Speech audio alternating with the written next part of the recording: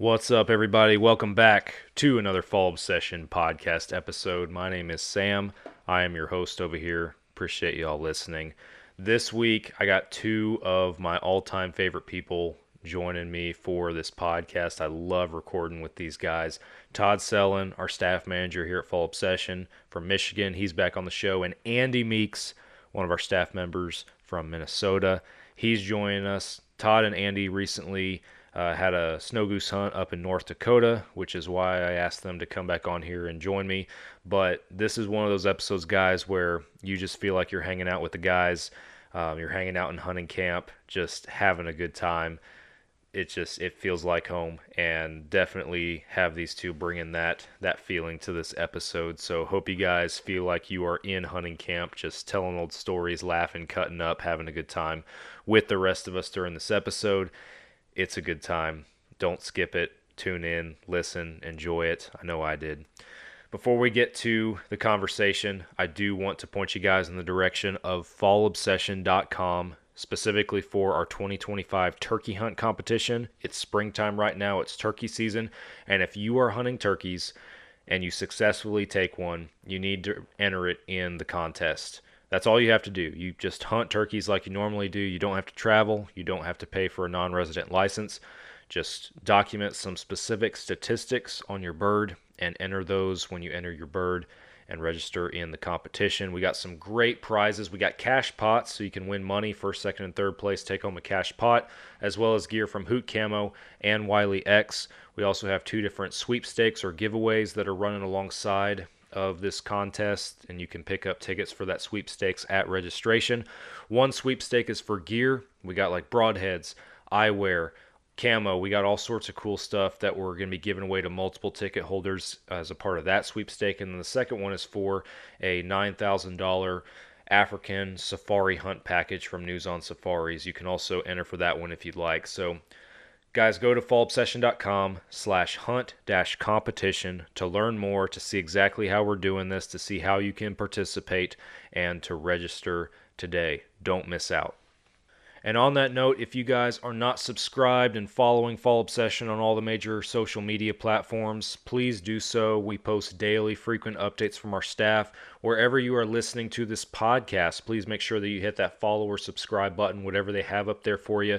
Turn the notifications on if that's an option. That way you guys know every time we drop a new episode. We normally drop new episodes on Mondays on all the major podcasting platforms and Carbon TV. And then we also put our podcast videos on our YouTube channel on Thursdays. Head on over to that YouTube channel, subscribe. You can watch our hunting shows, our hunting films, listen to the podcast, catch our gear reviews. All that stuff's on the YouTube channel. Go subscribe over there. The website has all that same content, plus some educational articles, some apparel, some other cool stuff on the website that you guys can be a part of. So go check us out over there. And I already mentioned Carbon TV. If you don't know what Carbon TV is, it's like Netflix for hunting, basically. It's a free hunting and outdoor streaming platform for you guys where you can stream hunting shows, films, and podcasts from all sorts of great creators across the country. We at Fall Obsession produce 4 different shows on Carbon TV. This podcast is on there, as well as our staff-inspired video podcast series called Couch Chats, and our 2 different hunting shows titled Texas Dirt and Midwest Mindset. Guys, go download the Carbon TV app, put it on your smart TV, or just pull it up on your computer and start watching immediately. You won't be disappointed. Go check them out. Stay tuned during the episode for some discount codes from our sponsor. And with that, we are heading on over to our conversation with Todd and Andy. You guys are listening to another Fall Obsession podcast. Oh, you got her, dude. She's down. Let's go. Dude, I just shot a deer of a lifetime. Freaking smoked him. One with nature, and if you're a believer, one with God. Definitely gets your heart pumping. Boy, you are in trouble. Fall Obsession Podcast.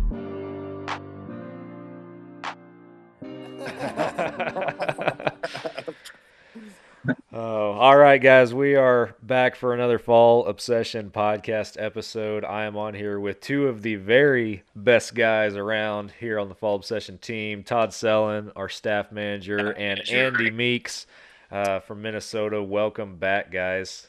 It's gonna be a good Hey, time. thanks for having us. Thank you, thank you. Thanks for having us on. Yeah, I'm excited. It is always a good time to hang out with you two, and I feel like it's been a while since we did this too. So Absolutely. Well, we have our campfire chats. Andy was there that first time, I think, right? We actually were making fun of Andy quite a bit that first time. That's okay. I'm used to that. yeah, no, those have been pretty fun getting to hang out with the team and kind of that casual setting and everything. I missed the last one, but I've been enjoying them for sure. In fact, the last one, that's when you picked me up at the airport, Andy, Yes, it was. because he asked me, Yeah. what was the campfire chat? I said, tonight. It was tonight. He was like, oh. And then Keth called me, like, on the spot. We're like, oh, my gosh, impeccable time. Like, here's Keth right here. So I got my Thursday and Friday mixed up. That happens all the time in my world, Right? so I get that. Well, guys, let's start it off. You guys, to your point, Todd, Andy picked you up from the airport here pretty recently, like you just mentioned, but you went up there for a little bit Snow Goose action up there in North Dakota. Let's hear about that. How was that hunt? a little fun in the snow. It was awesome. It was awesome. It was our best production wise. It was the best, in terms of numbers of snow geese that we shot. I mean, it was the best we've ever had. I mean, we've done this for 5 or 6 years now. Yeah. And so, so if you look at from a number standpoint, it was the best. When you look at from a hanging out standpoint, it's always the best when you get to hang out with follow session staffers. Especially Andy. 100%, 100%. Well, trust me, we did not stop laughing, okay? We're dancing in the stand. We got that, right? Yeah, I got that video, yeah. No, And that's what I love about Snow Goose. You don't have to be quiet. You don't have to be still until they come, of course. But yeah. How long is But- the Snow Goose season up there? It runs from, I believe, middle of February to, I know the ending date is May 15th. Mhm.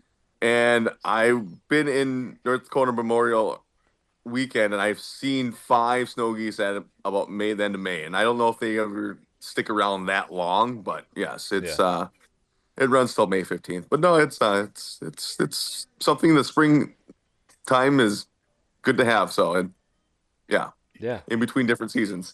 Well, they made this year, though, huh? What now? Because we got into a lot of adults this year. We thought we were going to be into the jubies, but we had one day where we were just hammering the adults. The second Saturday. Yeah, it was all adult birds, big white birds, and yeah, it was incredible. Very little juvies. Yeah, and then I talked to my old man yesterday, Todd, and he says there's 4 inches of snow on the ground up there. So, Interesting. and all the flocks that he saw were mostly heading south, and that's actually a really good sign. So, I mean, it's kind of maybe prolonging the season a little bit for for a lot of us hunters. Springtime's always just weird, you know how these snowstorms pop up, and you just never know. I mean, it could be 70 degrees or 30 degrees. So I don't know what it is. It just seems like across the country right now the weather is just insane. Like before we record, Todd was, telling me about all of their weather adventures, on their vacation and everything that they're having, and like this is day 3 here in Texas with highs in the 50s again. But next weekend when we're doing our staff Texas hog hunt, it's going to be in the 80s. So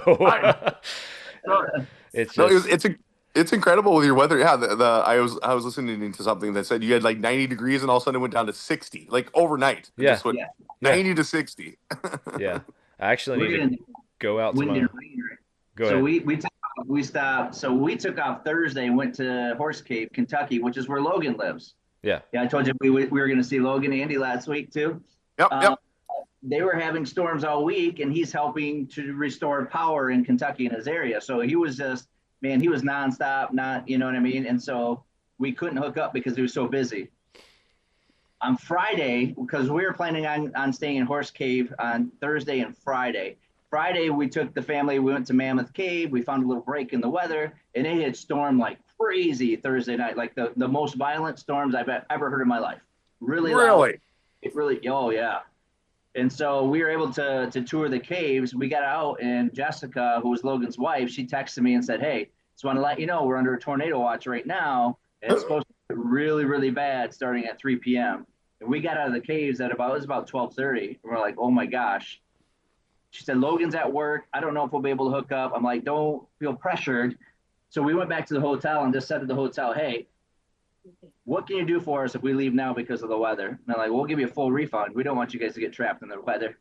So then we ended up getting a hotel in Nashville, a really nice hotel. So we drove down to Nashville and got out of the weather, and then spent the day in Nashville yesterday. Then today, we took off from northern Alabama. We drove in torrential storm, like literally the car in front. I could barely see the car in front of me. It was so bad. Windshield wipers on high for, gosh, 3.5 hours. It was bad. Even now it's really windy. You can see the trees blowing. You can hear the thunder off in the distance. Yeah. And so, yeah, it's crazy. Yeah. I was going going to. Yeah. Sorry, cool. I didn't mean to interrupt you. Sorry. You're good. Now, I was going to say, I think that you might be the first guy on the podcast that has an actual ocean behind you as your background. I think Nick might have done like the fake background one time with the ocean, but I think you're the first one with the real ocean background behind you. The name was in question. It's debatable, I guess, right? It looks awesome. We call it, but there's an ocean out there. Yeah. Looks pretty fun. Yeah. It's a good time. Is it warm down there right now, Todd? Yeah. She's right there on the other side. So I'm right outside on the porch here. And so they have dinner going right now. So right on. What's the temp out right now down there? Oh, it's about 76 right now. I'm in a hoodie because I have fall session stuff on it. I hear you. Loyalty. So I'm sweating a little bit, but yeah, it's about 76 right now and really muggy. Oh my gosh. And we get this humidity in Michigan, but I mean, this is our summer in Michigan. It's really humid usually.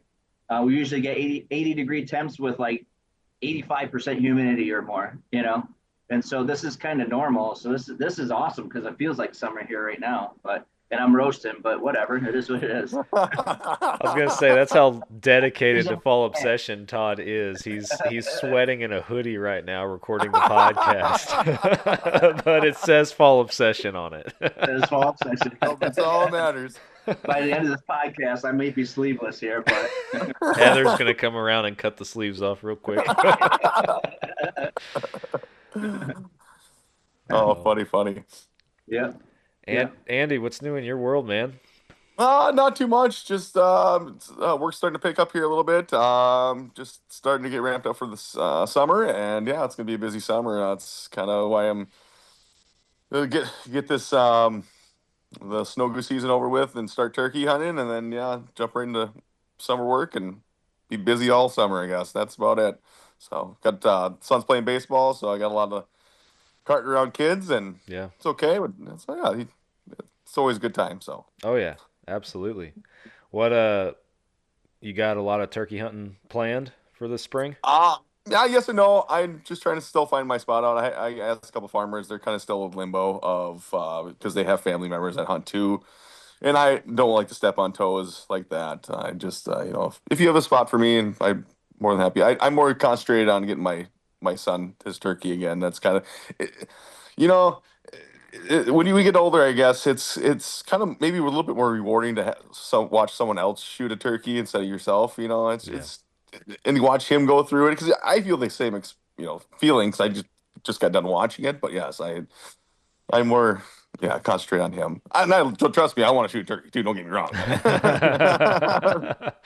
I'll be selfish at some point. Here in North Dakota, you posted that picture or that video of Andy shooting that turkey, decapping that turkey. We were in the blind just watching it over and over. So it's funny. It's very, very funny that you bring that up, Todd, because and I've never done this on the podcast, but I'm going to try to share a screen right now. I don't know if y'all can see that. Yep, you got it.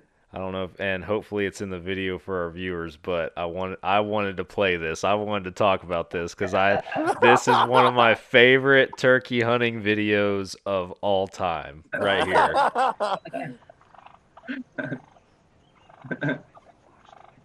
And with this was one of my favorite too. Nice!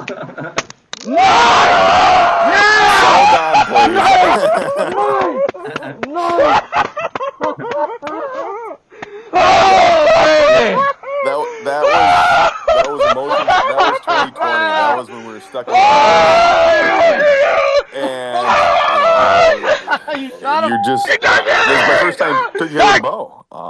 I always did shotgun before, and I was always unsuccessful until I got this opportunity, and now I don't look back. I mean, that's shooting with a bow is what I want to do, and that was a lot of emotions released just for the time period it was, and the first time, and the person I was with, Turkey John. Yeah, it was quite the release. It sounds like I was crying, but I was actually really laughing. man, I don't know what's happening in this blind, but it was just I can't get enough of it every time, and I found it. I think you talked about me posting it while y'all were up there, Todd. I came across it just looking back at some old turkey hunting videos and footage that we had, and I was like, I gotta put this back up there. I gotta throw this back on the socials. That's a classic. It is a classic. Yeah, I like. Let me fast forward to it right here. I like what you say here at the end too. This is great. So Jake, it's okay. I didn't shoot Big Tom, but I got my first turkey. 5 yards, amazing shot. Head completely off. Here she sits. It's a beautiful morning. I'd help a good friend of mine, Turkey John. He called him in just beautifully. Oh, that's 5 yards, yes. like I said. There's blood everywhere on this decoy. Blood everywhere on the decoy. I love it. I love it. I love it. Turkey John, my brother was sitting next to me. He goes, just make sure you don't get the turkey all full of blood. I'm like, oh yeah, I'm trying to do that. At least you didn't shoot the decoy and decapped the decoy, you know? Right. Yes, I was very nervous about that too. So one of the geese that we shot out in North Dakota last weekend, we shot and wounded it, and so it came down, and then of course you have to go after it and get it. And so we sent Mason because he's the youngest. We're like, we're not going to run out there and have a heart attack. Mason, Andy's son, Mason. Yeah, send the young buck. We go out and see him shoot. He comes back. Like, Mason, what's going on? Where's the head?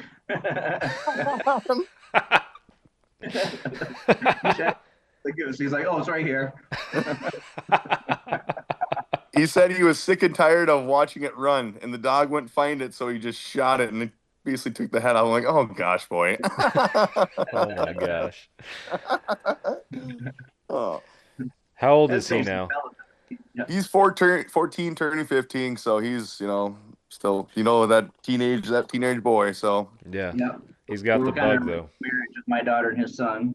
Yeah, I know. If there was arranged marriages still, we would be doing this. Oh my gosh. Yeah, he's got the hunting bug though. Pretty much any time you send in pictures from any of your experiences, he's always in them, and I love seeing it, man. He's always out there with you and doing stuff. That's awesome. Saved us on Saturday. He saved us on. He shot very well. Yes. Fire. He was shooting really well Saturday. Yeah. Awesome. Yeah. Awesome. Yeah. No, I was, as a young man myself, my old man did the same thing. I can remember him dragging me to the field every weekend or every, whatever during hunting season. And I loved it. I fell in love with it so much, and I just wanted to show that to him. And now I created a monster. So, so no, he loves it. I mean, he lives for it. That's the same thing. He has the passion, the love for it. I mean, before Todd got up there, I had 3 of his buddies. So I had 4 14-year-old kids up there, and 2 of them never hunted snow geese before. Hey guys, sorry to cut y'all off from the conversation. We'll get back to it in just a second, but first I want to tell you guys about Hoot Camo. Hoot Camo is one of the best camouflage brands out there for the blue-collar hunter. The prices, you can't beat them. The patterns are extremely versatile. They work in so many different environments. I have worn Hoot Camo hunting whitetails, hogs, and turkeys down here in the hardwoods, the mesquites, the scrub brush of Texas. I've worn it in the flatland plains of eastern Colorado hunting mule deer. I've even worn it in the mountains of central Idaho hunting elk. It works in so many different places. It is extremely high quality gear, extremely warm, holds up well against the elements. You cannot beat it. Go to hootcamo.com, use the code FallObsession15 on your next order, no matter how big or small it is, and check out everything that Hoot Camo has on there for you guys. And just to have that experience, to give them that adventure. It was cold too when they were out there, so I kind of felt bad. We didn't shoot that many that times when they're up there, but that's kind of my main thing in life is just to show someone else something different, show them what I like to do. Like, so especially these kids, a couple of these kids, they would never have this opportunity if I didn't give them to it. So, and I love doing that. It makes me feel, selfishly, it makes me feel good. And it makes me feel good for them to feel good. So like that. But, Well, no, it should make you feel good. You're passing down not just your knowledge and the experience, but your passion for hunting and the outdoors and everything. And that's how you create new hunters. To your point, Right. this is an experience those kids wouldn't have without you. And man, good on you for facilitating it and making it happen, because they're going to grow up and be and hopefully become hunters themselves. And Well, that's a big reason why we do this. Yeah. To pass our knowledge on to others, the next generation. You know what I mean? Yeah. I mean, that's exactly why we're into doing this. Yeah. I mean, look at your girls. I mean, you do the same thing with your girls. Yeah. We actually, like I was telling Sam, actually, I had a guy down here just give us a fishing pole. So we got down here. We didn't bring any fishing stuff. The couple that we came with, they brought some fishing stuff. So, and just because I've never been lucky fishing out into the ocean, and he said, yeah, we've been out here fishing and we've been catching a lot. And here's a pole. It's like a Manoa what is it? Manoa. I don't know. That Like Disney, the Disney character? Disney, yeah. Yeah, I know what you're talking about. Yeah, Manoa or whatever. Disney. It's like a Disney pole, kind of like a Tigger pole, just small. Oh, yeah, okay, yeah. He bought for a 16-year-old daughter because he goes, I just wanted her to get a chance to fish. And he goes, but her boyfriend showed up and he had all the setup. He had the whole rig set up. So he said he took that and set it up for her. But then he saw our girls down by the water playing. So he just came to us and said, here, use this, take this, have it. He goes, it's all set up for fish. We actually caught quite a few fish on it today. So it's all set up for your girls. Take it, let them go fishing. And we're like, okay, cool. So we're going to get it all set up tomorrow and start trying to get some fish tomorrow. So That's awesome. Awesome. yeah, it's really cool. So it's kind of the mentality we talked about. We try to pass our knowledge on to the next generation. And it's cool when you run into people like that, because they have that same mentality of trying to educate those and trying to give opportunities to those of the next generation, No. Are you gonna, before y'all leave, are you gonna find somebody to give that pole to? Oh, pass it on. Pass it on. That might be pretty cool, man. We should, yeah. Yeah, find some, Absolutely, we use it, make it work, and then try to find someone that can also get their kid out there fishing. I think that'd be pretty cool. That's a great idea, because I don't know how much room we have. You don't have room for a little Disney pole? I know. You gotta understand, it's me and 6 other girls. Okay. Yeah, you don't have room for a Disney pole, dude. No. I got any room for my luggage. Strap it to the roof. That's duct tape it to the roof. Yeah. In fact, my daughter went and found a hermit crab today, and she pulled it out, and we were watching it. And one of her friends said, well, is it a boy or a girl? I go, oh, geez, that's easy. She's like, what do you mean? I go, look at it. I go, it's not moving.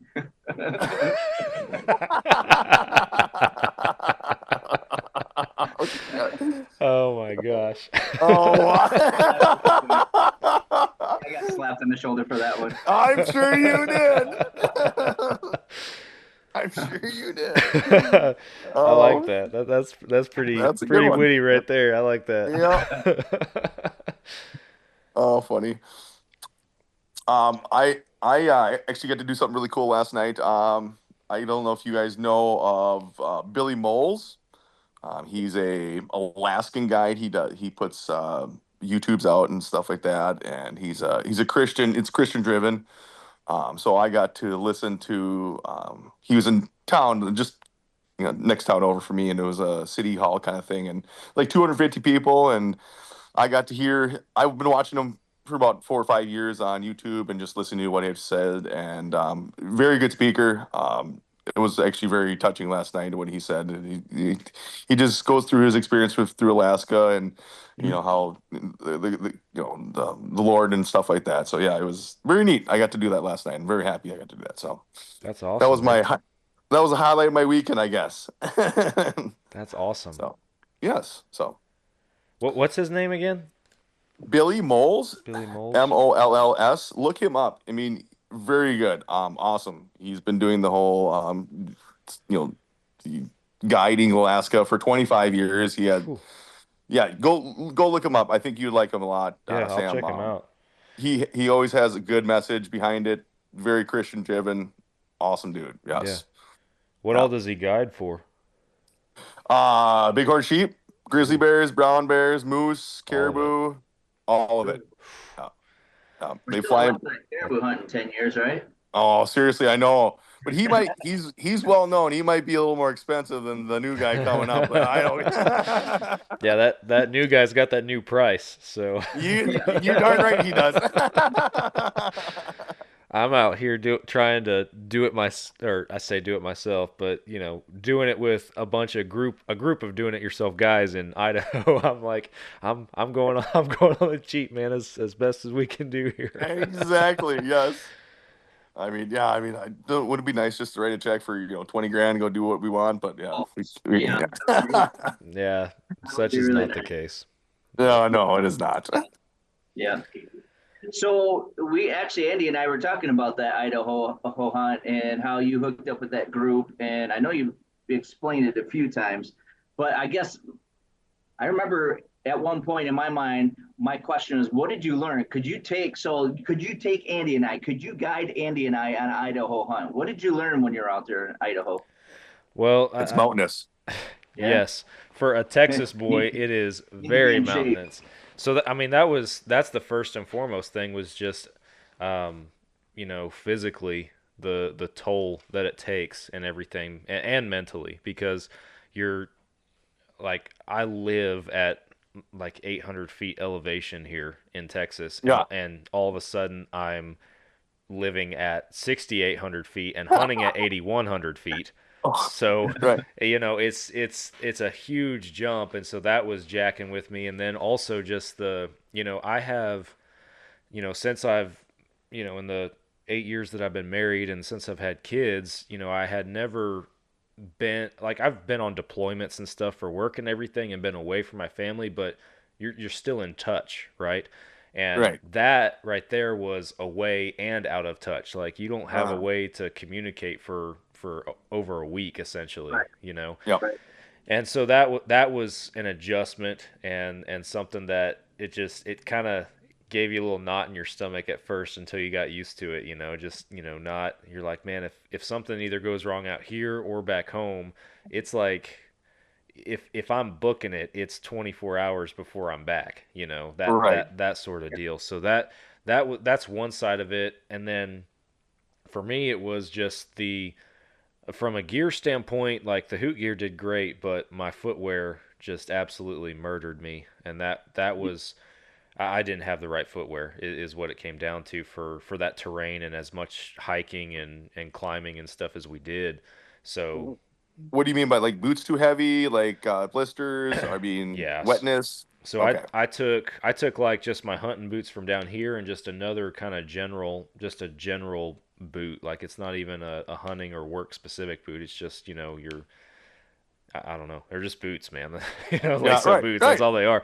But and these other guys that I'm with that live up there in Idaho, they're running around in like borderline hiking shoes, to scale around, and they're like goats going all over the mountain, and I'm huffing and puffing in the back. And the first couple days I was up there, just adjusting to the altitude, I was pretty sick, actually, like coming out of both ends, kind of sick. So that was a struggle. And then once I kind of got past that and started feeling better, that's when the poor footwear choice kind of started catching up to me. So by the end of the week, like, my body felt great as far as, I'm ready to go. Let's go hunt. But my feet are screaming at me.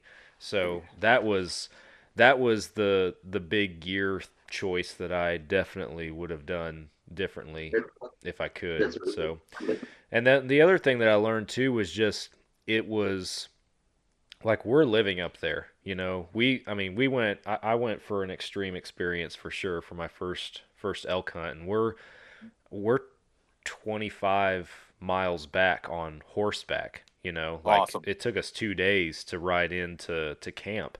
And like being that far back, if you didn't bring it with you, you ain't got it. And those guys were very well prepared. They had all the essentials that we needed, but we're back there with 8 horses and mules, running a camp and stuff. And it was like the hunting was almost secondary. And that was something I just didn't, I'll almost have to experience it before you can kind of get a grasp on it. But it was like hunting was the second most important thing we were doing. Living was the first most important thing we were doing. And we had to take care of ourselves and these animals that we brought in there with us and all this stuff. And it was like, you wake up, to hunt where we're all used to, and you wake up and you go hunting. You can hunt all day if you want, and after dark you go back in, right? Well, for us it's like, no, we can't hunt until dark. We have to like be on our horses riding back down the mountain like at sundown, because it's going to take us 30 minutes to get from where we're hunting back down to camp, and it's a steep trail, and we're not taking the horses on that in the dark. Like, so it's like we have to be very mindful of our time and everything too, and yeah, the hunting seemed to take up a much smaller window of our time up there than I just am used to, on a hunt, so. And I think that's where our conversation was, Andy. We were talking about how awesome it would be to be 100% totally off grid, right? And then we started talking about, I wonder what Sam's experience was with like that, because you're from the Dallas area, and so it's more and so, but you don't always live 100% off grid, No, I'm not from a big town, but still, I'm not 100% off grid, right. So. No, 100%. And what you said just makes complete sense. I mean, hunting was second. Surviving was the first thing you had to do, is live in your your camp and make your thing, life comfortable for the time being, I guess. Yeah. There is, man, like we put out a 30-minute film over a week in the mountains, so there's so much that wasn't shared and everything. And like riding in the first day, we rode in, or so we had to drive in first. Like we left the house at, I don't know, 4 or 5 in the morning, went and got the horses, and then drove out there to the trailhead. And it was from the house to the trailhead was like a 6-hour drive in the first place. And the last 2 hours or 3 hours of that drive was just the last 19 miles, because we're driving a 1-ton pickup hauling a horse trailer just down these little switchback dirt trails, weaving our way into these mountains and everything. So like the last 3 hours, we only went 19 miles on these dirt roads. And then we get to the trailhead. Then Galen has to reshoe 2 of the horses before we can actually get on the trail. So we only rode in like a couple miles the first day, and then we put up like a little temporary camp. And that first night, like we didn't even pitch the tent. Like we were just sleeping on a pad under the stars pretty much. Beautiful. Isn't that beautiful? It was beautiful, but I didn't sleep a wink, man. I didn't sleep a wink. So, and then we ride the other. Yeah, we ride the other however many miles to get actually back to this campsite and everything, and set it up. And we were all just so beat by the end of it, because also we were going to a campsite that hadn't, like, nobody been back there in a decade. So it was very overgrown. There was deadfall. We had to cut our way back in there, and like do a lot of work just to get back there. So we were all beat by the time we got that tent set up. And then it's like, all right, well, they had this stove, like this little wood stove to go in the tent to keep us warm, because it was going to be in the, around freezing, give or take, every night. So they had a little stove for inside this big tent they had, but it's kind of a pain to set up. So they're like, oh, we're too tired. We'll set it up tomorrow. That is the coldest night's sleep I've ever had in my life. It was like 25 degrees. I'm sleeping in my heavyweight hoot gear in a sleeping bag with a beanie on. I'm just freezing my butt off. Yeah, Sam, I don't know if I would have done that. No, we all woke up and were like, we should have put the stove together. So it was just, there were so many things, man, that is just, it never it never made it into the film or wasn't really, produced. But I mean, I went up there with a great group of guys, and they all knew each other, and I knew Galen a little bit. He's a lifelong friend, him and his family, and my wife and her family, so they've all grown up together. But he's only met me and spent time with me a couple of times, in the last 8 or 10 years that I've known him. So it was cool to kind of get to hang out up there and everybody get to know each other a little bit. When I wasn't, the first couple of days when I wasn't running off into the woods to go vomit. So, but remember me, I'm saying, excuse me, I'm going to go throw up. Yeah. Yeah. Don't mind me. I got cousins out in Wyoming. They just call us Flatlanders and they laugh at us. It's okay. Yeah, that was me. I was the Flatlander for sure out there. No, we all are, aren't we? Yeah. But man, I mean, it was crazy how quickly things changed, because the elk were super frustrating to deal with, and Galen's connected. Galen knows a lot of people, has a lot of great friends, and he's got a buddy with an airplane.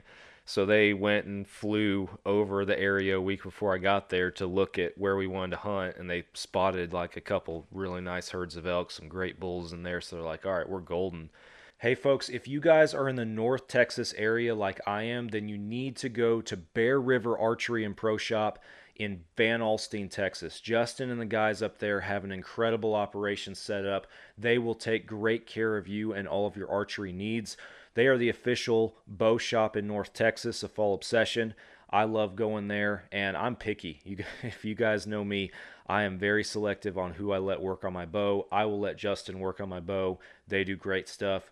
Check out Bear River Archery and let them know that Fall Obsession sent you. And we never could get on any of those big boys. It was particularly on the side of the mountain that he had seen them on, and where the majority of the elk sign was, which is the opposite side of the mountain from where we're camping. So we got to go up and over every day to go to where these elk are. It was super windy over there. Just the wind was just whipping up that mountain and everything. So we figure, we're like, man, there's all these drainages, going down, and heavy timber. And we're like, they're diving deep. They're not staying up here on the hill in the wind. They're way down there. But you're on top of there, you're like, well, I can go to that drainage or that one. But that once you pick one, that's where you're going to be the whole day. Like you're not coming out and going to the next one and going to the next one. Whichever one you pick, that's like you're in on that one. And that was the case, and I guess we always pick the wrong one. I don't know. Shoot. But man, there was sign everywhere, like rubs on these pine trees, just 10, 12 feet tall, and I'm just like, that is a giant bull. And those guys up there who hunt bulls all the time are like, yeah, that's a giant bull. I was like, well, let's go find him. Like, where's he at? Where's this guy at? Yeah, but the one little satellite bull that we did call in that Chris ended up taking, I had him in my sights, first, and I'm bow hunting too. On top of that, I'm not even rifle hunting, I'm archery hunting, and man, I had him in my sights, and I just had a few branches in the way, and I chose not to send it.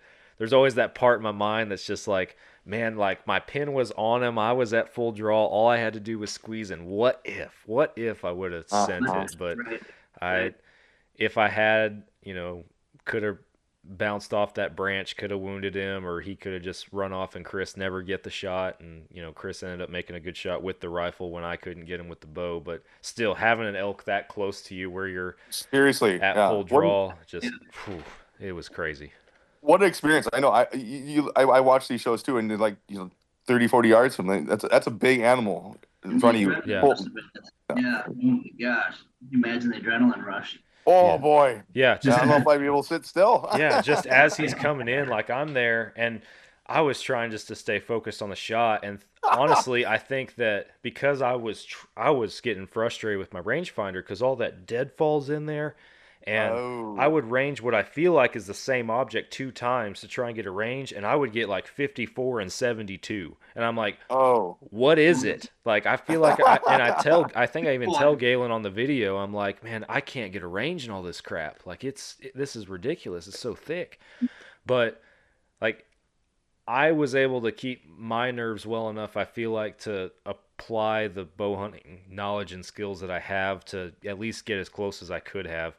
And then Chris too was, I mean, that was his first elk also, and he was super calm about the whole thing. Galen was the one who was all worked up, and he's hunted bulls for 22 years, but he's up there like he's next to me holding the phone, like videoing, and he's shaking like this, breathing real heavy, and I'm like, dude, you good? I'm gonna drag your ass out, my butt too. Well, he told me later, he was like, man, he said, I've never had a guy up here bow hunting with me before. He goes, we've always rifle hunted, growing up with my family, and every time we go out, like, we don't bow hunt. So he said pretty much as soon as we see a good one and he's within rifle range, we just dump him right there, He's like, I've never had to call one in and work one into 50 yards on this mountainside, in this giant country. He's like, that he's like, that was the biggest adrenaline rush I've ever had, because he did all the call-ins, so he has that side of the experience to where like he got this bull that close to him, and he was going crazy. Oh, that's awesome. I thought he was going to fall off that mountain. That goes back to what Andy said earlier about all the work that you do just to get somebody else an opportunity, how much that makes you feel, or how good that makes you feel inside. Oh yeah. To allow somebody else to get that opportunity, and Well, and that was the cool thing too, because like we using like just deer camp, whitetail camp as an example, right? Most of the time, you might share camp with somebody, but then you all go to your respective spots, or maybe you got one guy with you or whatever, and then somebody shoots a deer and you all get together after the hunt and celebrate and everything. That's what I've known as quote unquote hunting together. But for us, it's 4 of us that are for a week doing everything together and like trying tactically just to accomplish the common objective of shooting one elk. Right. And we didn't care who got it. And that was one thing I never really experienced to that extent was, okay, yeah, Chris is the one who actually shot this elk and put his tag on it. But it was like a cumulative effort of everybody to even make this thing happen. Like literally every single person played a different role in making this happen. So it was Chris's elk, but it also felt like our elk at the same time. Sure. We all felt the same kind of a same, feeling of, just ownership of it, I guess. So that's so neat. I have never experienced that before, and I need to experience that. I hadn't either. So. That was the first time, and I was like, man, this is really cool. It's funny because Galen, Chris and I both. Chris has been elk hunting before, but that was his first elk, and my first time period. So we're like, he shot him. The elk fell like on this perfectly massive flat rock, so it was perfect for us to cut him up and quarter him and stuff. So, but it's like 3:00 in the afternoon, and again, we're like, all right, we gotta get off this mountain with this thing before dark, and the horses are way far away. It's just an absolute mess of stuff that is in between us and the horses. So Galen starts cutting on him, and then he looks at me. He's like, "You've dressed and skinned deer before, right?" I was like, "Yeah." He's like, "All right, it's just like a big deer. I'm gonna go get the horses. Be back in an hour. Y'all get to work." And he just takes off. And I looked at Chris and I was just like, all right, it's just a big deer. Let's get to work. So Chris and I skinned that thing out and started getting it all cut up, and Galen came back and with the horses, and yeah, we load that. He rode the horses right up to that thing, and we loaded it in the saddle panniers and took it off the mountain. So sweet. What an experience. Gosh, I know that I got to do that in my lifetime before I go. I might this next time I might go for one that's not 25 miles back, but because when we rode out, man, we're gonna do it in a day. It took us 2 days to get in here. We're gonna go out in 1 day. Ooh. That was the longest horseback ride I've ever had in my life. Man. What's that? And even for a Texas guy. Oh man, I was sore. We woke up at like 4:30 in the morning. We had camp broke and we were like packed up on the horses. We were actually riding out of there by like 9, I think. And then we got to the truck right before dark is when we finally got out of there. But then we still got 6 hours, right? And I don't know. I may have told you about what we had going on with the truck and the trailer on the way out, Todd. I don't remember. This was briefly like in the video at the very end, but we are, it's now dark and we're driving down that same switchback road and everything that we were on before. And, we're all just in the truck, hanging out, having a good time, blaring some music, just, happy we're going home, happy we got an elk, we had a good time, and we're probably about halfway on these dirt roads, and we feel just boom, and the trailer just sink, and we're like, oh, we blew a tire. So Galen pulls over, and we all get out, and we walk around to the driver's side of the trailer. And keep in mind, it's this big horse trailer with, two tires and wheels on each side. We walk up to it, and the front tire is blown flat. The back tire and wheel are completely gone. And the fender is like ripped off, and we're looking at it like, we never felt anything. And Galen is the calmest guy in the world. He's just looking at it, he's like, I wonder when that happened. And I'm looking at him like, dude, we're 4 hours from home. We don't have 2 spare tires. What are we gonna do? Like, I'm trying not to freak out because I'm looking at him like, how are you so calm right now? Like, really? So to make matters worse, he gets the spare tire, which he had borrowed off his father-in-law's horse trailer because his horse trailer used to not have a spare tire. It doesn't fit. It doesn't fit over the hub assembly. So we end up taking a good tire off the other side and putting it on the bad side. So there's at least one good tire on each side. And then we screw this tire that doesn't fit on as best as we can because something's better than nothing, right? So we screw that thing on, and we're like, we have 10,000 pounds of animals in the back of this trailer, and we're relying on these 2 little spindly tires on this dirt and rock road. Like, we're doomed. And we have no cell service. We can't talk to anybody. So, and the cool thing, though, is, like, the iPhones, the latest update or whatever update was last year, they had, you can satellite text off of them if you're in the right spot. So, every evening, Galen, for example, was able to, send his wife a text or something, off of satellite. Mm-hmm. But for whatever reason, he couldn't get his phone to find a satellite on this road when we're driving out. So we're just like, we'll just keep driving as far as we can. So we're, going 2 to 5 miles an hour, just creeping off this mountain and everything. We finally get to the blacktop, and he finally gets a satellite to ping. But it's almost midnight, and we're like, who in the world is going to be up? So he just starts sending, copy and pasting, sending text to all of his brothers. Just one text, quickly explain it, and he finally finds one of his brothers that's awake. And he's like, say no more, just keep going as far as you can, I'll figure it out. Just, help's on the way. So we drive now on the blacktop for probably 2 more hours, and then we finally see headlights coming the other way. That brother had called another brother who went and got his truck and trailer, drove all the way out there, and just until he found us. He knew what mountain we were on and what trailhead we went to, and he just drove until he saw our headlights, and then pulled over, put all the horses in his trailer, and took the horses, and once we got all that weight off the trailer, then 2 tires were fine, and we could sail the rest of the way home. But from the time we broke camp to the time we actually pulled back in the driveway at his house was 25 hours. Oh, no. Yes. Oh, wow. Yeah, it was 5-something in the morning the next day when we were rolling in, and we're I showered and crawled into bed, and I told my wife, I was like, you got no idea what just happened. She's like, I thought you'd be home earlier. I was like, nope, sure not. Nope. They say after the shot, the work begins. That's definitely the case, huh? Yeah, and all that wasn't even in the film. I think I put something in there about us having problems, and it took us a long time to get home and everything. And the reason we lost a tire too was because the night before we went out, a big windstorm had come through and blown a bunch of trees over, and some guy had already drove that road with a chainsaw and cut the road out, but he had to be driving like a Toyota Tacoma or something because he only cut them wide enough for his truck and not a dually pickup with a horse trailer.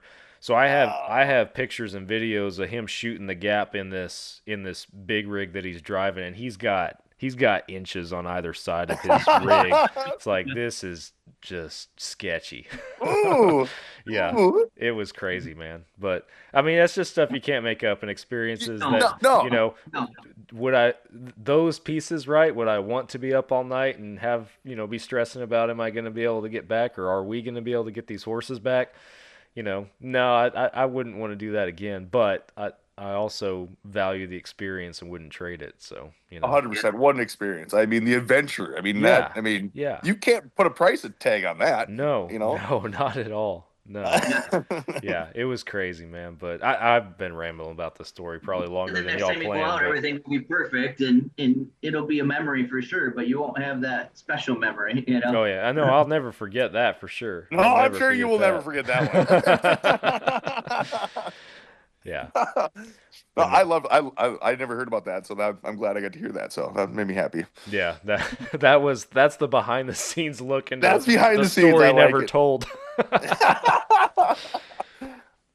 And not many people are going to know about that. No, it was just, yeah. Golly, memories, man. It's a fun time. For sure. That's why we do it, right? Yeah. Adventure, memories, so we can't ever lose that and always remember. Yeah. So. Yeah, I showed up with these guys, and I'm like, hey, I'm gonna film this hunt. Like, y'all are gonna look at me like I'm a nerd when I'm videoing everything, but you'll thank me later. Yes. And after putting together the film and sending it to them, they're all like, oh man, that's awesome, and it's cool that the four of us have, even though it's only 30 minutes of the week, essentially it's, it's the highlights, and we have that to look back on, for the rest of our lives, and remember the trip. And that's what I enjoy videoing about, or why I enjoy videoing so many of our experiences, or our team doing it, is just because it's saved there forever, pretty much. Your turkey hunt that we showed earlier, it's saved forever. Exactly. Saved forever. It's a classic. I mean, yes. A fall obsession staple, dare I say. Right, exactly. Exactly. I know. I wish me and Todd did a little bit more filming, but it was so cold up there. Those GoPros, you get them below 32 degrees, the battery just sucks right out of there. So that's. We did get some. Remember Mason? Mason, yeah. He threw his camera down. We had a volley coming. He just threw his camera down, and man, he got some really good footage. So we're just, nice. But he did it on Snapchat. So we're trying to figure out how to convert it from Snapchat into a usable file. So, of course, the boys on social media in the middle of hunting. I just don't. Come on. Thought I raised you better, boy. Priorities. Yeah. Priorities. I've been trying to get up with Andy for a few years now, and it just hasn't worked with the calendar. And this year just happened to work out exactly with the migration and the way the calendar's set up. And we had the Missouri Snow Goose was scheduled, but they had that big blizzard go through Missouri area about a week before we were scheduled to go out there, and it destroyed everything. And so because it destroyed everything, they canceled on us again. They canceled on us. So yeah, Andy said, what are you doing in March? What are you doing at the end of March? I'm like, actually nothing, because my spring break is later this year. So typically I go end of March, beginning of April. This year we're in the second week of April, and that's when we're on spring break. So we were able to get something set up finally, and that was awesome. Yeah. So, and the first morning, it was just the two of us, just Andy and I, and we got into geese right away, and we were hammering away right away. So good time. Heck yeah. So, are you doing parkour over there, Andy? You're like rolling around on the couch. I was actually trying to find my shoe. I was having a Nick fit. I found it all as well. We can go on. Yeah. We're all mellowed out now. No, that's awesome. No, and the thing with this hunt, though, was we killed a lot of birds in a short amount of time. The first day, we didn't hunt the entire day. We came up normal midday. We came up at about 11:30, 12 o'clock, got something to eat, went back out at like 2:30. But we only hunted from like 2:30 to 4:30 because it started raining really bad. Hey guys, Trophy Edits is a Fall Obsession podcast partner. We all have mounts on our walls that represent a significant moment, a significant harvest in the woods for each and every one of us, and photographs can do the same. I'm sure you guys have pictures from years past, hunting with loved ones or being in the woods with family and friends that also represent those big moments. And what Trophy Edits does is they showcase those moments for you guys. Just absolutely make your pictures explode and to the level that you guys can put them on the wall and also have that memory forever represented in your home, your office, your man cave, whatever it might be. Give Trophy Edits a chance to do the work for you guys. And again, they make those pictures just absolutely awesome with their professional team of editors. So go to Trophy Edits website. The link is in the podcast description. That lets them know that you guys came from us, and use the code FALLOBSESSION at checkout to save you guys some money. And we said, you know what? We're not gonna sit out here in the rain and get soaked. And it was like, I don't know, 50, 60 degrees. So it was warmer when we were out there. Well, when we decided to hang it up, Andy came out and picked Mason and I up out in the blind. By the time we got out of the cornfield, it was below 30. Yeah. It dropped like that. And in that 2 hours, we ended up shooting 9 birds in 2 hours. Dang. So, yeah, we were crushing it that evening. Next morning, we woke up and there was a thick layer of ice. And in fact, the UP got it, and they're still shut. There's still a lot of houses without power, a lot of areas without power, and they're still struggling with that. The same ice storm that went through. We woke up at, I don't know, 7:30 or so, or 6:30, I guess it was, and looked outside and we're like, yep, nope, there's a lot of ice out there. I don't think we'll be able to make it out. So we decided to sleep in a little bit. Yeah. No. Todd woke up. He says, go outside, take a pee, tell me what the weather's like. He goes outside and I go, no, we're sleeping in a little bit. There's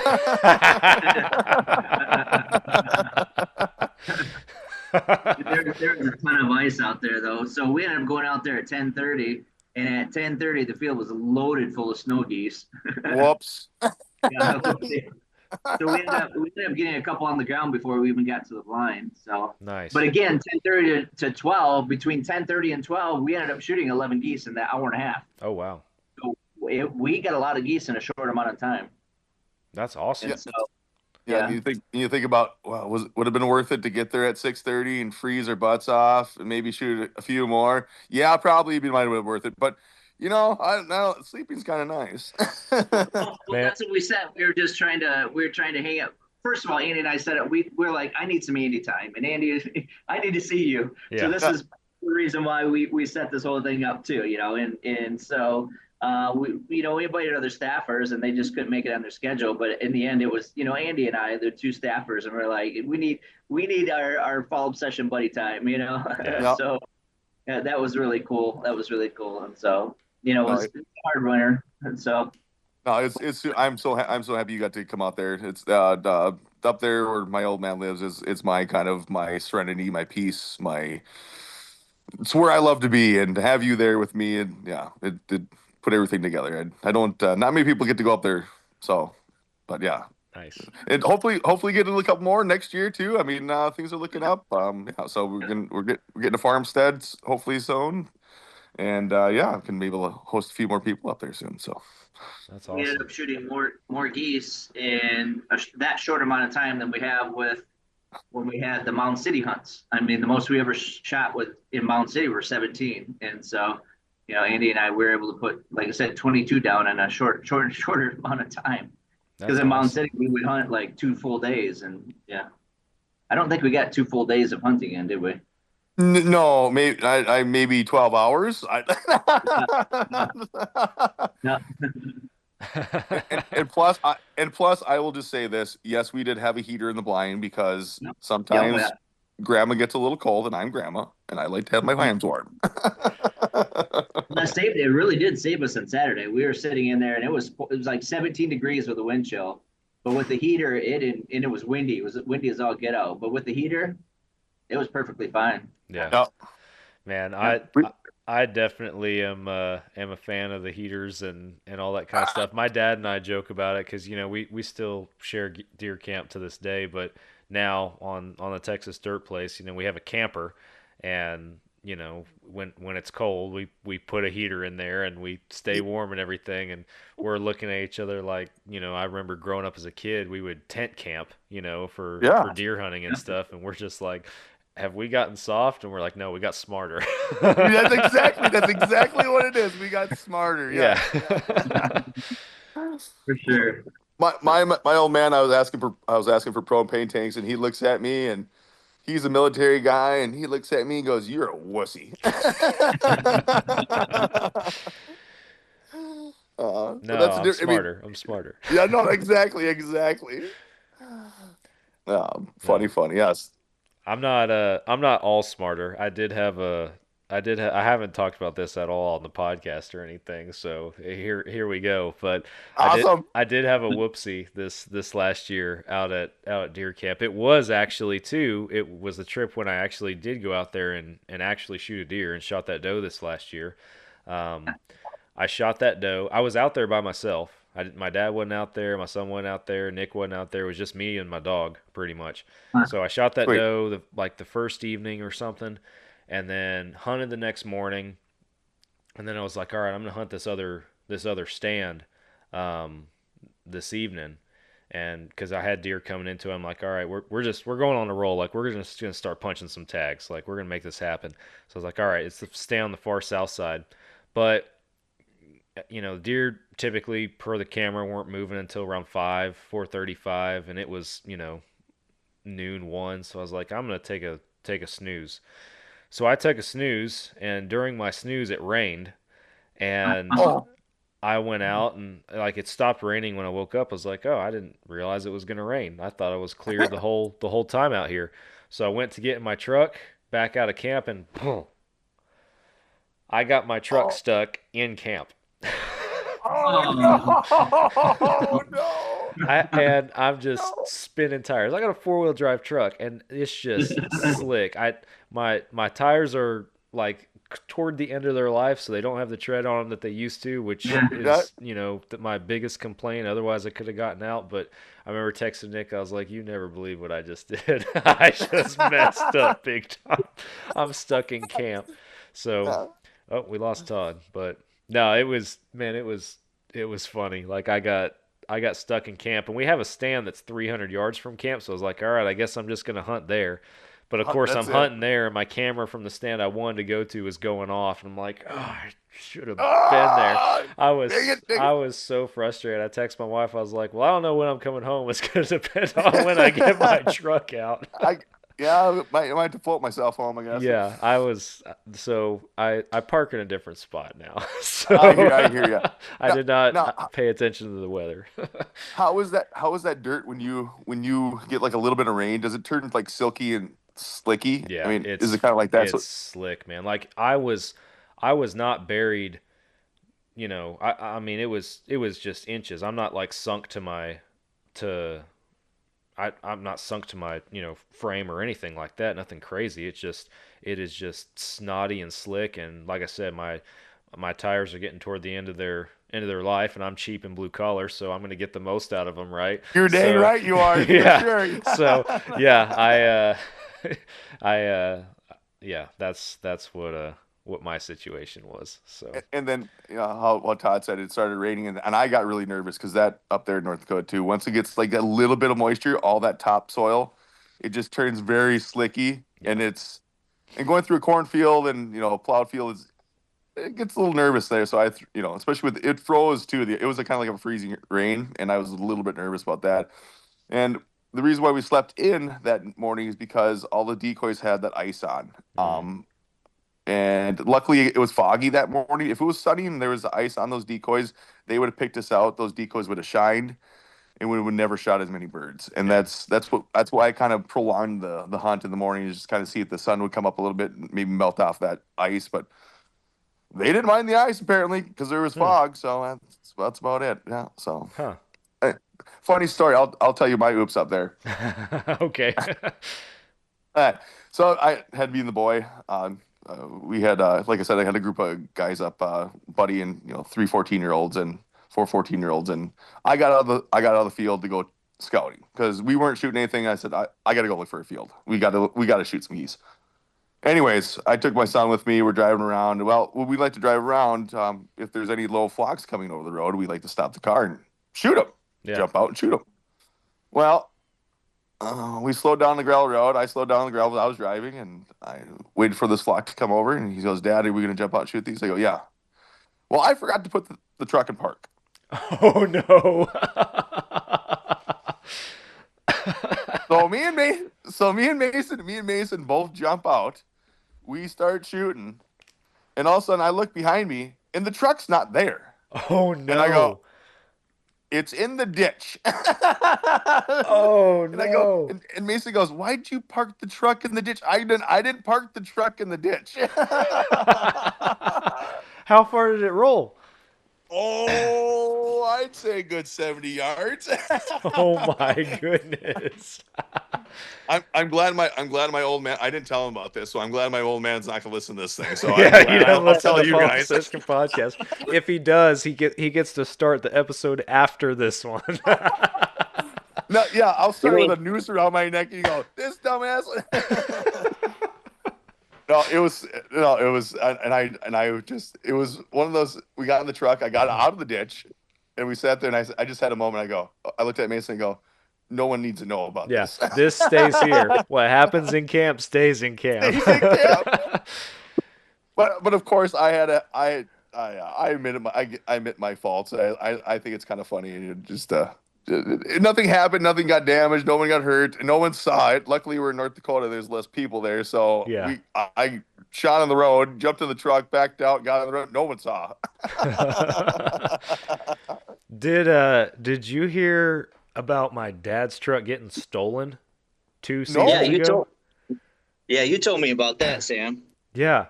So I had my dad on our show. I think it's like episode 174 is a while back, but I had him on our show to talk about this himself. But so he was out there hunting. This was the fall before last, so it would have been 2023 season. He's out there deer hunting, and by himself. Nobody else is out there. I'm at the house with the kids and everything. So he goes out for the morning hunt, parks his truck where he always parks it. He drives an older pickup. He drove a 05 F-150. So he parks his truck, goes walking to his stand. He hunts the morning, doesn't see anything. So he gets out and he walks back to where his truck was parked, and he walks up and his truck's not there. Yep. And he's like, "What?" And he thought, well, maybe I didn't put it in park, or the parking brake broke and it rolled down the hill or something. So he walks all the way down the bottom of the hill. No truck. It's like, what in the world? And about that time he hears brrrr, and he turns around and looks, and topping the hill coming back at him is his truck. And this dude's driving it. And he drives right past my dad, just hauling butt, taking off. And my dad's he said he's just in shock. He's like, what is happening? What in the world? So he calls. Go ahead. And Andy, you got to understand that the dirt property is not in a very heavily populated area. No. And my dad is hunting literally smack dab in the middle of it. He's not close to a property line or anything. He is smack dab in the middle of it where the stand that he's hunting is. So the truck takes off and everything. So he calls 911, like, my truck's just been stolen. And shortly after that, we have a bunch of oil and gas wells on the property, and there's frequently workers driving through to check those. And one of those guys comes by and rolls down his window and, "Can I help you?" And Dad's like, "Well, I guess you can drive me back to camp. My truck got stolen." Well, turns out that dude was like on the volunteer fire department, and it was already all over the scanner that, somebody had stolen a truck. He's like, "Oh, you're the guy." So he hops in, and the guy gives him a ride back up to camp. Sheriff comes out and all that kind of stuff. So my dad calls me at my house, and I knew he was hunting. So he calls me, late morning. So I'm thinking, oh, he shot something. So I answer the phone, and he starts the conversation like he does every other conversation. He sounds perfectly normal. He's like, "How are you?" I'm like, "I'm good. How are you doing?" He's like, well, I'm not too good. My truck just got stolen." And I'm just, what? Your truck got stolen while you were hunting? Like, I couldn't believe it. So I loaded up the kids. I dropped them off with my mother-in-law, and I headed out there because I'm like, well, you don't have a ride home, so I'm going to go out there and figure it out. So Right. I drive out there and I meet up with him and take him into town to the sheriff's station. And by the time we get there, or shortly after we get there, they come in. They're like, Mr. Thrash, we found your truck. It's here in town. He dumped it. He goes, it's pretty beat up. He drove through a bunch of fences and a bunch of stuff. So this guy, basically, when he took off with Dad's truck, at one point he came to a road that's a T. It's right over there by where we dressed out your pig that you shot, Todd. Okay. There's a T right there, and if you turn right, it takes you to camp. If you turn left, it takes you to a gate in between us and the neighbors. If he had turned right, he would have had a free path to freedom, basically, out of the property. But he turned left instead. So he obviously didn't know our place. So he turned left, and he proceeded to drive my dad's truck through, like, gates and, like, 7 different fences before he, through our place and the neighbor's place before he got back to an actual road. Drove it into town, dumped the pickup on, a little side street and had his buddy come pick him up, stole a bunch of stuff out of the backseat of my dad's truck and took off. The funniest part about this is my dad, the night before this happened, my dad had shot a big old hog out there. Yeah. And by the time he found the hog, dressed it out, and got it back to the truck, it was later than the processor he uses there in town. They were closed. So it was going to be like 35 degrees that night. So he's like, I'm just going to stuff some ice in the cavity and leave it in the bed of the truck, and I'll take it in the morning after the morning hunt. Hopefully have a deer to go with it. So that dude stole that truck with the pig in the back. So I'm standing there with my dad at the sheriff's station, and the sheriff comes in and tells him, hey, we found your truck. My dad's first question is the pig still in the back? That's the first thing he asked the sheriff, is the pig still in the back? So we go, the sheriff takes us out there to where the truck is, where they found it. Hey guys, thanks for listening to the show. Hope you guys are enjoying it. There's so many different places that you guys can tune in to Fall Obsession Podcast, and one of them is the Outdoor Call radio app. Outdoors Dan from Respect the Game TV, he created an app that you can download on any device where you can stream hunting shows and podcasts on a loop every single day. Our show, Fall Obsession Podcast, plays on that loop on Mondays. That's the same day as our new publications on the other apps. And there's also tons of other hunting shows and podcasts on there that you guys can listen to. Go download the Outdoor Call radio app today. It is free. You can start streaming immediately. And be sure that you follow their Facebook page, because Outdoors Dan does some live radio shows throughout the week. And even if you are not local to those radio stations, his broadcasts are shared on his Facebook Live. It's Outdoors Dan and the Outdoor Call radio app. Go download it today. It's drivable, but it's beat to crap. Like, just everything's busted. It's dented all over, scratched all over, mud everywhere. Like, I mean, he was able to drive it all the way home, but I mean, insurance totaled it. It's a 20-year-old pickup truck, so they totaled it out. But so he gets his truck back. We finish everything up with law enforcement that we got to figure out, and he drives that truck to the processor to go drop off his pig, because he's like, it's noon, it's only 45 degrees out, so it's still good, so we can still drop this thing off. So he pulls into the processor and starts filling out the paperwork and mentions to the guy that he was late this morning because his truck got stolen, and the guy's like, oh, you're the guy. So everybody in the processor then has to come out and see my dad's truck, because it's a small town, man. Everybody knew that a hunter's truck got stolen that morning by noon. So everybody wanted to see it. It was small town, breaking news. So Yep. But so the funny part is, this guy that stole it, the day before, him and his girlfriend had been caught shoplifting in Walmart or something there in town, and they stole a car out of the parking lot, and it was like this county-wide or area-wide police chase all day long. They were leading law enforcement all around. They were chasing them and stuff all afternoon. They dumped the car in like some guy's pond in his front pasture and took off on foot right before dark.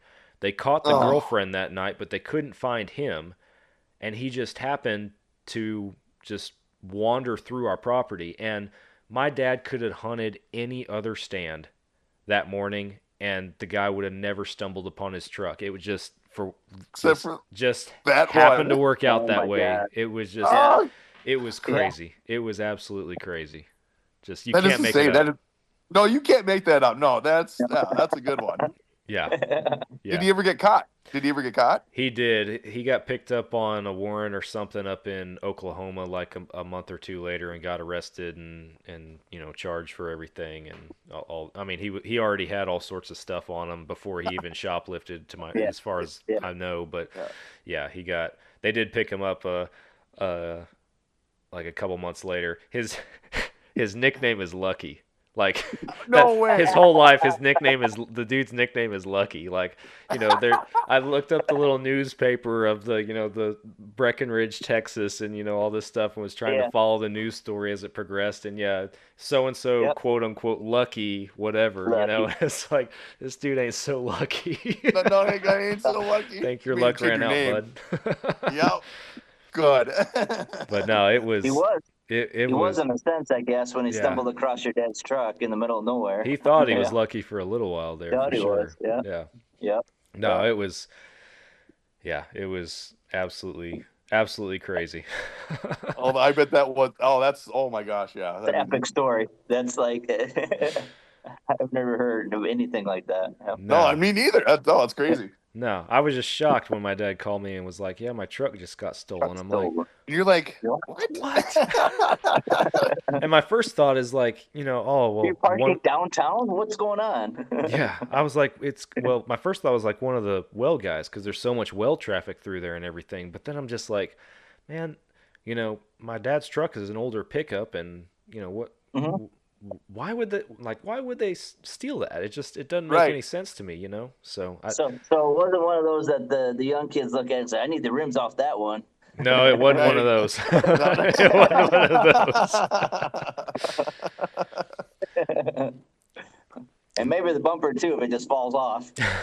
Well, he definitely was trying to rip it off. Golly, Oh man. How much damage with gates and stuff? He must have done a lot of damage with those going through those gates and shit. So there was only one fence and one gate on our property that had to be fixed because of it. All the others were unfortunately our neighbors. That's too bad. He drove. Basically exited our property through the mutual fence, and then he drove through a bunch of other fences that cross divided the neighbor's place before he actually got to a road. So I don't know what the exact dollar figure was, but not cheap.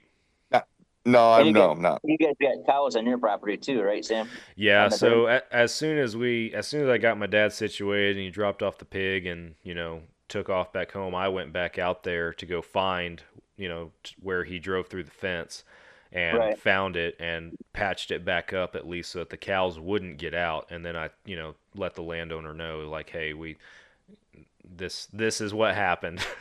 I know it doesn't sound real, but this is what happened. And I did my best to patch the fence up so that the cows won't leave. But, you might want to have a fence guy come out here and take care of it. So fix it. Yeah. So. Oh, shoot. Well, that was entertaining.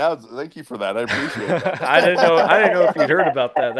I didn't hear about that one. I was like, golly, man, that's just one of those things. Can't make it up. So no, you just can't make it up. Wow, funny. Yeah. When you talked about your oopsie, I was like, well, here's another oopsie. Who's another? Oh, we got other oopsies.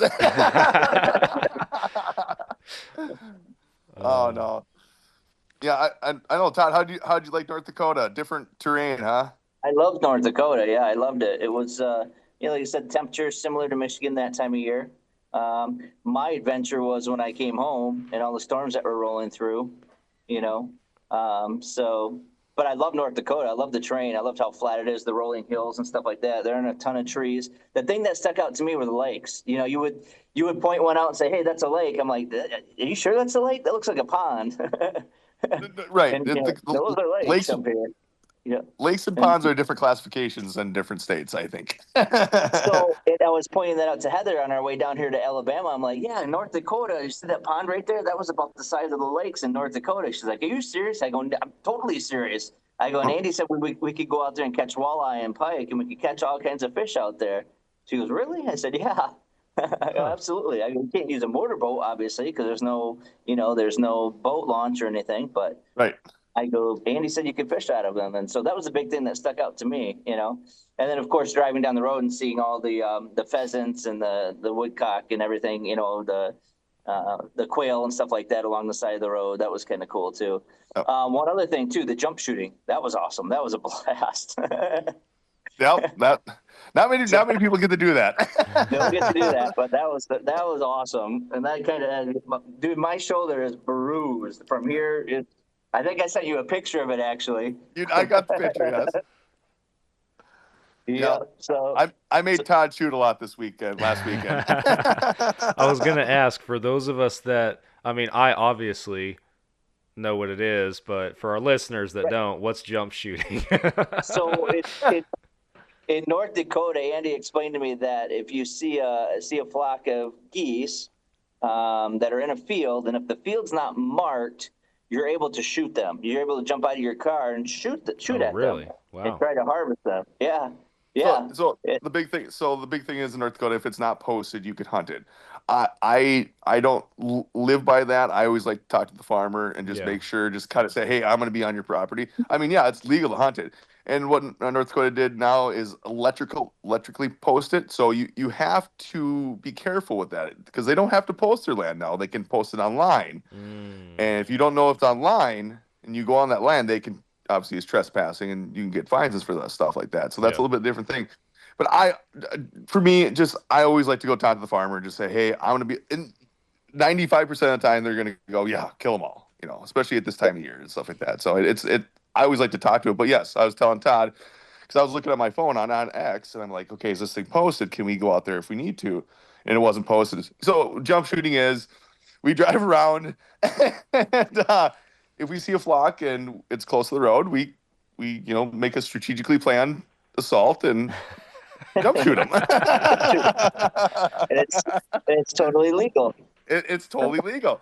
And trust me, we've talked to multiple game and fish out there and stuff like that. And one of my favorite things, one game and fish officer said to me is like, I asked him, I said, yeah, you can shoot off the road. Just make sure your door is open, 1 foot's on the ground, and watch out for semis. Semis? And trust me, when those grain trucks come across, rolling through those gravel roads, you better watch out, because they're not stopping. Yeah. Man, that reminds me of like Colorado, when I was out there hunting with Tim, hunting mule deer out there, because it's just stuff like that, like what you just talked about. It's so foreign to me, because down here it's like you got a fence line, that's your property, and that's it. That's it. People hold their land close to their hearts, and sometimes it gets ugly because people don't share well when it comes to that kind of stuff down here. But up there, it's just like we're driving around all these fields. There's no fences. Like, there's not even a ditch practically. Like, it's just boom there. And you're looking for these little white or yellow signs on the corners to be able to tell you if you can hunt big game or small game in that field that you're looking at, and obviously Onyx and tools like that help. And for the ones that are, not walking like that in private land, the Burgess family has a lot of connections. I think when we were up there, like for the week, I think we mapped it on Onyx. We scouted like 68,000 acres for mule deer. It's insane. But yeah, it's so foreign to me, stuff like that. Just, 100%. Yeah. I mean, I'm gonna go back to the Snow Goose. I want to touch base on that too. When me and Todd were out there pheasant hunting, I mean, Burgess have a lot of land out there they can hunt. I mean, and big muleys. Their neighbor, Tim, brought us over to one of their neighbors. I mean, gorgeous muleys. World class muleys that you're never gonna shoot in your life. I mean, and he's got, anyways. I think he took Mike and I, I'm pretty sure, to the same place, and he's got like 10 or 20 of them up there, right? Yes, insane. So insane, and all from there, all from like homegrown, that area, homegrown his land just in his lifetime, and all these 180, 200 class bucks that he's killed. And of course, that was after I shot my muley, and I was like, well, I shot a freaking baby. But I know. I wouldn't change the experience for one thing, but I'm looking at all these muleys like, holy cow, that's the caliber of bucks that are out here. That's insane. Seriously. He's trying to humble you a little bit. Oh, yeah. Just giants in the corners of these fields. Yeah. And then, for the jump shooting, another part of jump shooting is, because we had permission in the field and we didn't want to set up. So we kind of just sat on the tree line and we just parked the truck tight to the trees and wait till the geese flew over the trees, and we just let them have it. Yeah. That works too. That works too. Yeah. It's fun stuff. Yeah. Yeah. Well, guys, I don't doubt that we'll chat a little bit after we finish, but for the sake of the podcast, I'll probably wrap it up here. I know that just like every time that we do this, we could probably sit here for another 3 hours and keep carrying on the conversation. So, but I'll let our listeners go. I'll let them move on to another episode. Sounds good. But I appreciate both of y'all taking the time this evening to join me on here and talk a little bit about your hunt and just hang out. It's a good time. Absolutely. Always a good time. Yep, always good time. Thank you. Yeah. Yep. We'll do it again in the near future. Thank you guys for listening. Hope y'all enjoyed it. I'm back again with you guys next week for another podcast.